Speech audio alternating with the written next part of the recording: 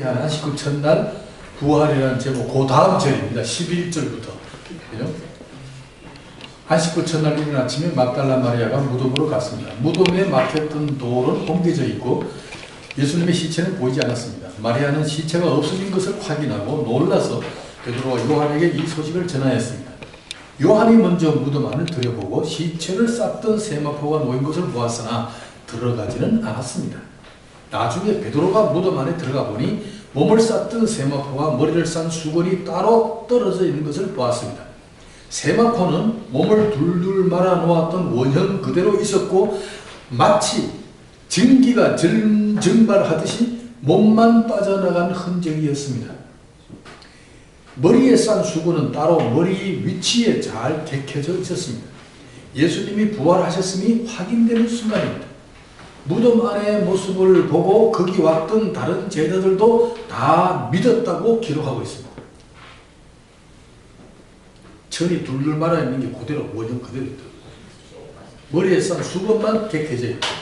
그러니까 증기가 증발하듯이 시체가 싹 빠져나가는 겁니다. 자, 마리아는 무덤 밖에서 서서 울고 있었습니다.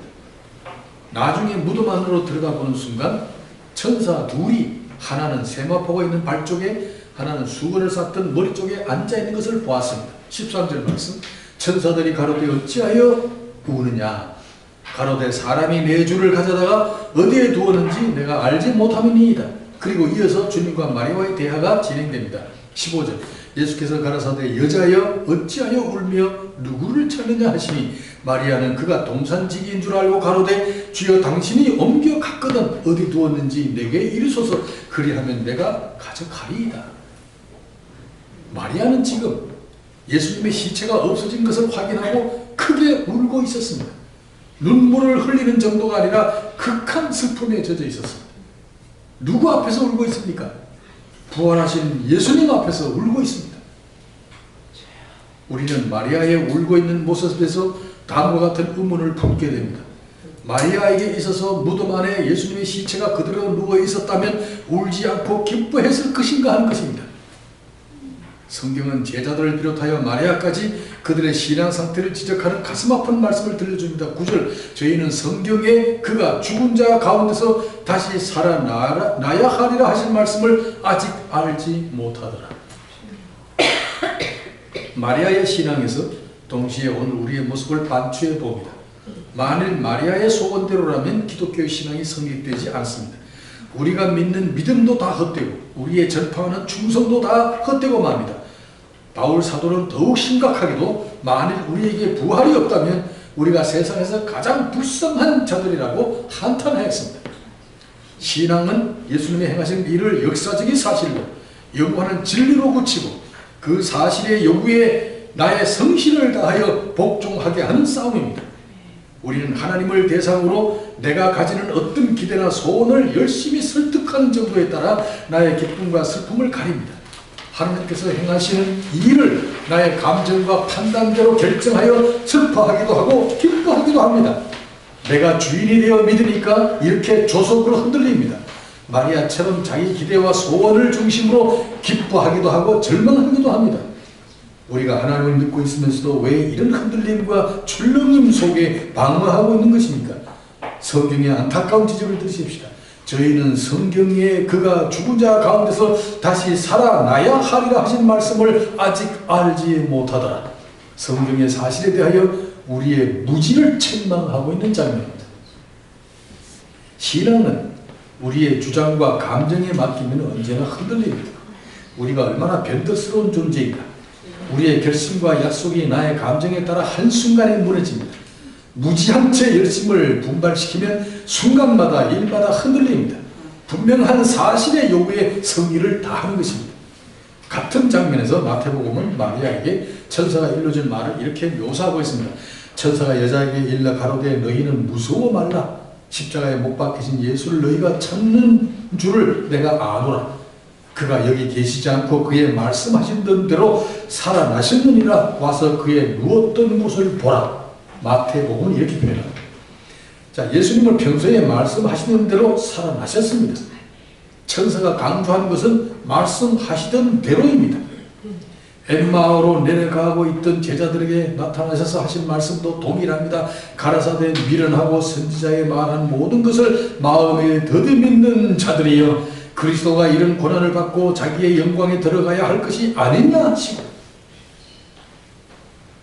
예수는 선지자들의 말한 대로 마땅히 죽었다가 자기 영광의 나라로 들어가야 할 것이 아니냐. 성경의 꾸짖음은 예수님이 친히 말씀하신 대로 이루어져야 옳지 않겠느냐 하는 것입니다. 말씀대로라는 것이 성경의 가장 굵직한 외침입니다.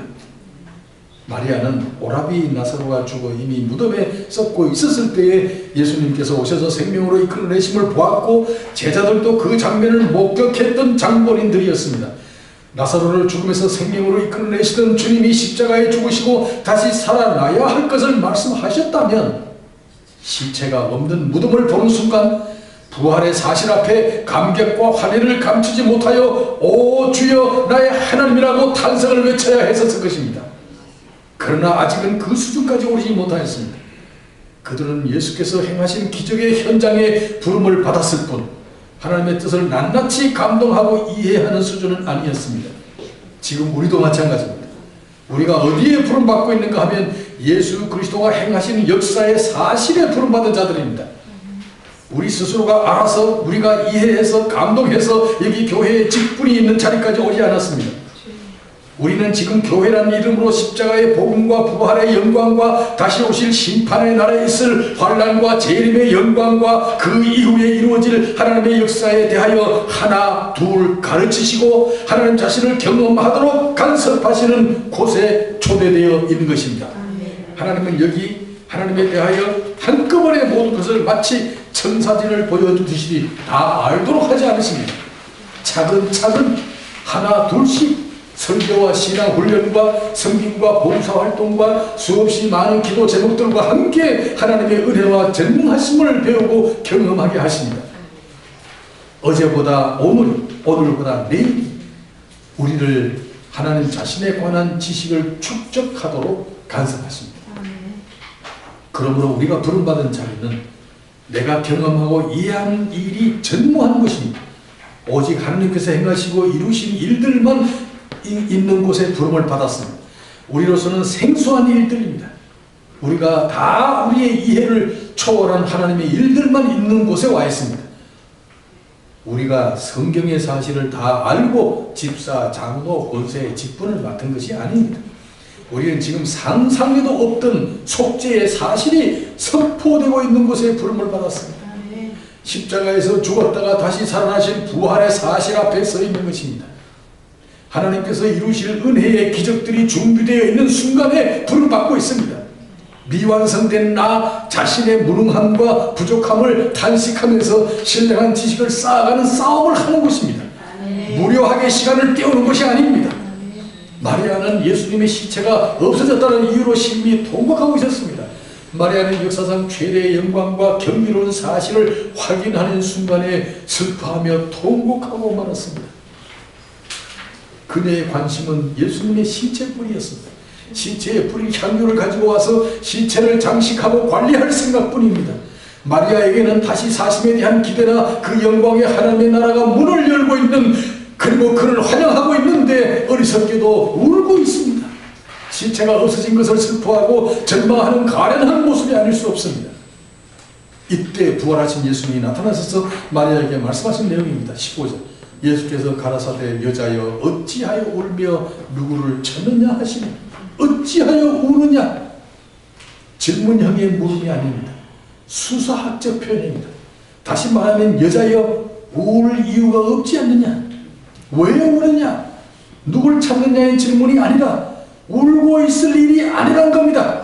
내가 부활하여야 마땅하지 않겠느냐, 마땅히 기뻐하고 영광을 하나님께 돌려야 할 순간이 아니냐, 어찌하여 우느냐. 예수님은 우리의 절망하고 있는 상황에 찾아오셔서 하시는 말씀도 울 이유가 무엇이냐, 내가 곧 길이요 진리요 생명이지 않더냐, 너희를 위하여 영원한 초소를 예비하러 가노라, 구하라 성령을 주지 않겠느냐, 주님의 약속을 상시켜 주십니다. 우리는 모두 본능적으로 나의 소망과 기대에 대하여 절망하고 있는 곳에서 삽니다. 절망과 슬픔은 하나님에 대하여 알지 못하는 무지에서 비롯된 어두움의 현상입니다. 부활하신 하나님의 계획과 이를 이루시는 능력과 사랑의 열정을 아는 한 삶에 대하여 두려워하여야 할 이유가 없습니다. 기독교 신앙은 가난하지 않습니다. 이 신앙보다 더 만족함이 없고 예수님의 부활보다 더 큰 지식이 없고 더 큰 영광스러운 사실이 없습니다. 성경상의 선진들은 죽음이 두렵지 않도록 정도만 사는 것이 아닙니다. 그들은 부활을 근거로 하여 하나님의 나라를 일구며 억제할 수 없는 기쁨과 감격으로 살았습니다. 부활을 믿고 그 사실 앞에서 자신의 부활을 바라보면서 영혼을 준비하는 일에 적극적으로 삶을 힘있게 살았었습니다. 몇 푼 자존심과 물질의 탐욕에 얽매이지 않았습니다. 언젠가 남겨두고 떠나가야 할 물질의 것에 집착하여 싸우지 않았습니다. 세상을 열심히 살면서 하나님의 나라를 준비시키는 영성과 능력으로 세상을 이기며 살았습니다. 세상에 대하여 다스리는 자존자로 살았지 몇 푼 돈과 명예와 자존심의 문제로 생의 가치를 팽개치지 않았습니다. 하나님의 나라를 확장하고 그의 의를 위하여 하나님의 요구에 기꺼이 순교의 정신을 가지고 자신을 바쳤습니다. 삶의 가치는 세상을 전부로 알고 있는 한 기껏해야 돈 벌어서 선하고 착하게 사는 것 정도입니다. 최소한 우리는 살아서 해야 할 일이 있고 도착할 천국이 있는 자들입니다. 돌아갈 집이 있는 나그네의 길이 피곤치 않는 법입니다. 우리의 교회 생활이 다니는 정도가 아니라 믿는 데 따르는 수고와 희생이 전부가 다 도착할 하나님의 나라에서 평가될 소중한 가치와 의미가 있는 사명들입니다. 교회를 위하여 수고한 것을 희생이나 헌신이라 표현하지 않습니다. 성경에는요, 교회를 위하여 수고하는 것을 헌신이나 희생이라 하지 않습니다. 그런 표현이 없어요. 근데 우리는 뭐 헌신 예배 드리고 뭐 희생하고 뭐 이러잖아요. 성경은 그런 단어가 없어요. 교회를 위하여 수고하는 것은 그죠? 가장 지혜롭고 값진 투자예요. 투자. 할 만한 가치가 있어요. 왜? 희생하는 게 아니에요. 희생을 뭐요? 내 살찜을 떼내는 거 아니에요. 나를 희생시킨다. 내가 손해보는 거 아니에요. 손해보는 게 아닙니다. 피땀 흘려 수고하는 건 손해보는 게 아니라 뭐요? 장차 내일에 있을 약속을 받아내는 그죠? 지혜로운 판단에서 이루어집니다. 그걸 강조하세요. 주님은 우리를 희생양으로 요구하지 않습니다. 더 경이롭고 더 감동 있고 더 화려와 기쁨으로 넘치도록 살게 하시고 더 큰 장래의 약속을 붙들게 하실 분이십니다. 세상의 모든 가치들은 시대를 따라 변하고 상황에 따라 변질됩니다. 어제의 의가 오늘에는 불의가 되고 이전 시대의 가치가 오늘에 와서는 걸레짝처럼 버려집니다. 그렇지 않습니까? 지금 새마을운동 그렇잖아요. 옛날에 난 국가를 위해 충성했던 게요. 요새 애들한테 그 얘기를 하면 날 보고 뭐라 그래요? 병신이라고 해요. 꼴통이라고. 그러나 그때는 그게 최고의 영광이었다. 그러나 한 가지 변치 않는 진리는 유일하게도 예수님의 십자가와 부활의 사실입니다. 인간이 만들어낸 구도의 열매가 아닙니다. 인간이 고안한 종교의 행태가 아닙니다. 예수님은 우리의 요구에 의하여 오지 않으셨습니다. 우리와 논의해서 다시 살아난 것도 아닙니다. 하나님의 영원한 말씀대로 오셨고 말씀대로 십자가에 달리셨고 말씀대로 다시 살아나셨습니다.